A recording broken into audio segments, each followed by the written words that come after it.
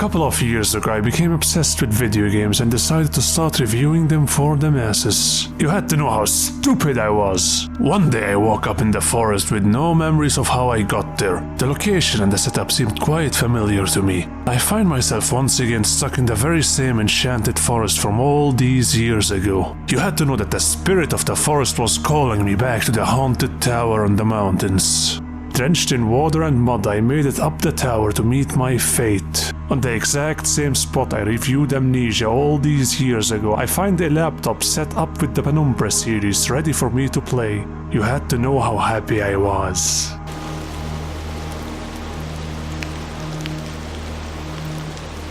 Well, welcome everyone to another Sledgehammer review on Halloween Eve. I'm your host, Dr. Sledgehammer, and as you can see, I'm still stuck in this tower playing Penumbra games. I mostly survived on Jackie Daniels and eating mushrooms in the forest. I have no clue if I ate the right ones, by the way.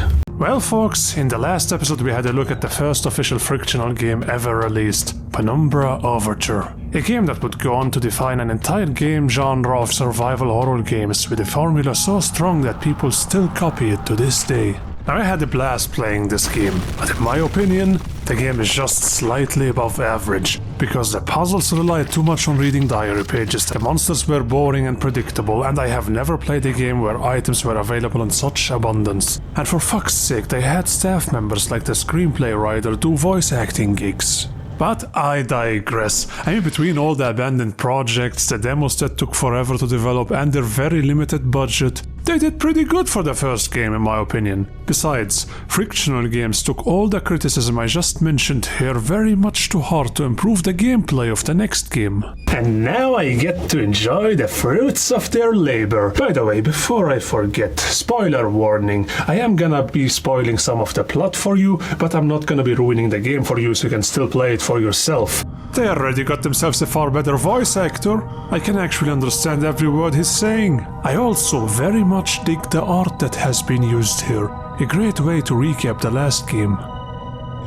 So we start out locked in this room over here and have to find a way out of here.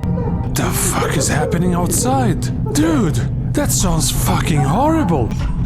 Someone is getting fucking stabbed in the pork belly. Shit, I'm probably next.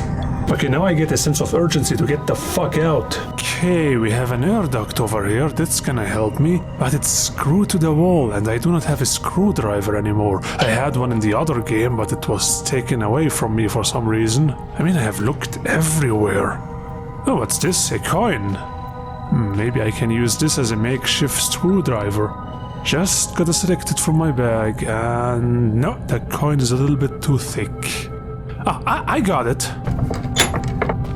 And here we go. See, this is the difference between this game and its predecessor. In Overture, you probably will have to read like 30 diary pages from a coal miner or something, and then you have to run around in circles for like 30 minutes while avoiding roadkill. Everything in this game needs you to use the grey matter between your ears, and I sure as hell don't mean the bubblegum that you have been chewing since last Wednesday. Holy shit. The game is sure becoming interesting.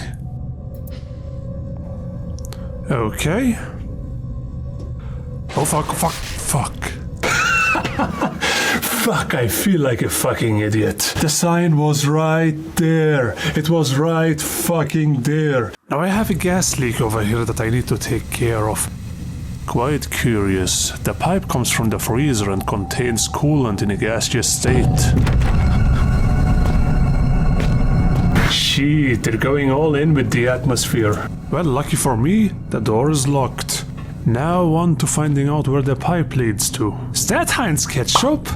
Fuck, it's totally Heinz Ketchup, folks. Oh, I sure could go for some fries right about now. So this is basically the pipe over here. It leads to nowhere. And here I have a thermostat, which is basically a temperature-sensitive valve that expands with rising temperatures. So I can assume that when I shrink the thermal element inside the thermostat, the valve is gonna momentarily stop the flow of coolant. And it just so happens that I picked up an ice-cold soda can earlier that I have in my bag.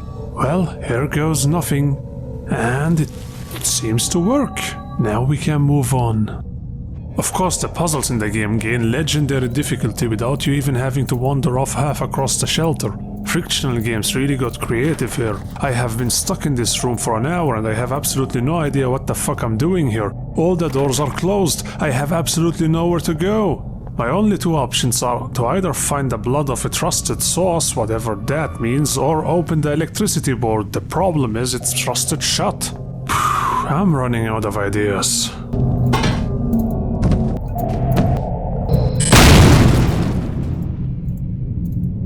Wanna see me do my favorite pastime?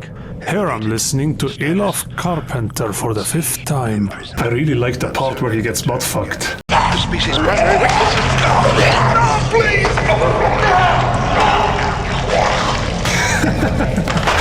Elof, you crack me up. This stone, did it really come off this wall? I mean, it looks so different. There's no way it would fit in here, does it? Does it now? Bullshit stone full of lies! Someone is trying to fuck with me! Fuck this stone! Fuck it to hell! Oh. Okay, I managed to open the locked doors. Let's see what's behind door number 1. Ah, a syringe. This will come in handy. Is someone there? Something isn't right. Something most definitely isn't right. I'm so scared. I'm so startled. I'm so startled.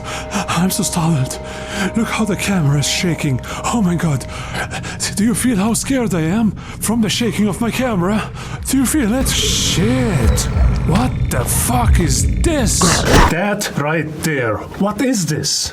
What is this right there? That dude is a chronic masturbator. He has melanitis, for crying out loud. I need to get away from him. Who knows what kind of STDs he has?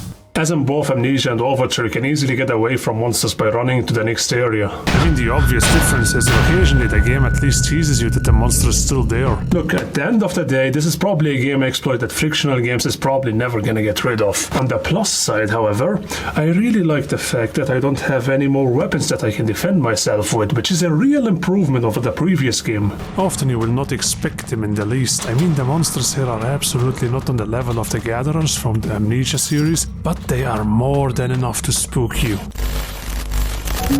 Welcome to Shelter Research Station, Greenland. Shelter is an almost entirely self-sufficient installation, built in the 70s to further serve the purposes of the archaic elevated caste in their pursuit and defense of ancient knowledge. You know, the feeling of isolation is really strengthened in this game. Listening to the voice of this computer welcoming you to Shelter really makes your heart drop, because nobody's really welcoming you to Shelter. You're all alone, no one is gonna help you, and you're probably gonna get stabbed to death by that thing from the cell earlier. Perhaps an invisible predator will come to tear your liver out of your still warm asshole and devour it while you're still looking at it. Hallucinations will start to set in. Are you back on the ship?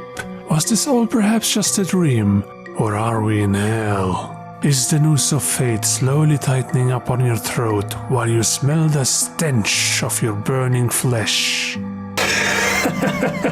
I cannot really tell you, but you know who can? My buddy Terence. Echo! Echo!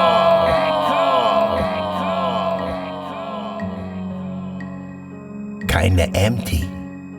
Now this is what it's like to be me, buried deep within the cavernous expanse you call a mind. Gone. Just you and me on some kind of messed up holiday. Clarence, so to say, is a roommate inside Philip's head. He just suddenly appeared in there, seemingly out of nowhere. Who is Clarence? Has Philip gone mad from isolation? Has he invented his very own Wilson to deal with this madness? Look here.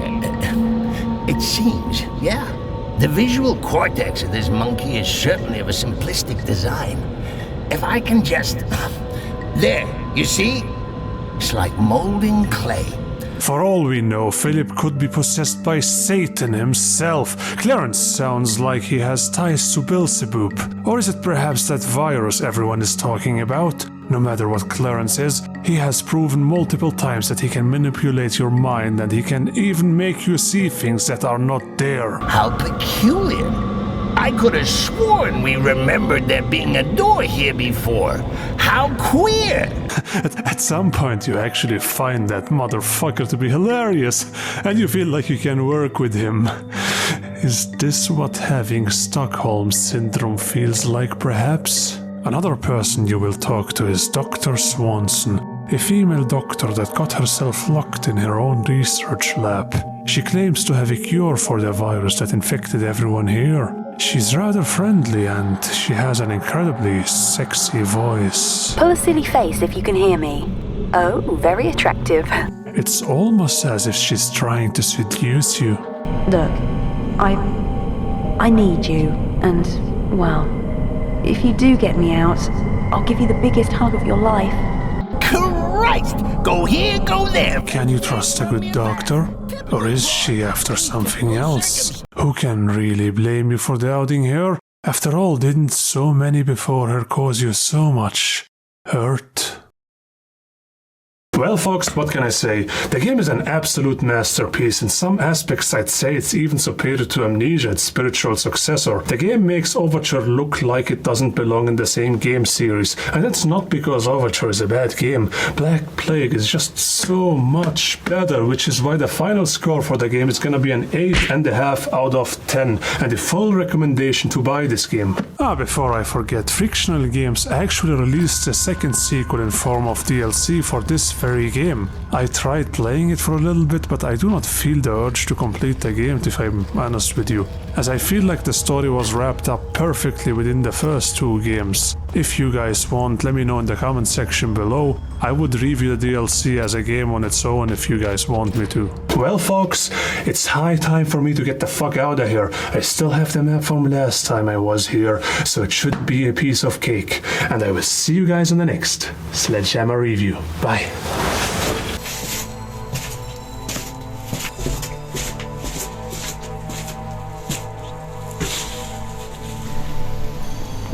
I will sure as hell miss this place. Something isn't right.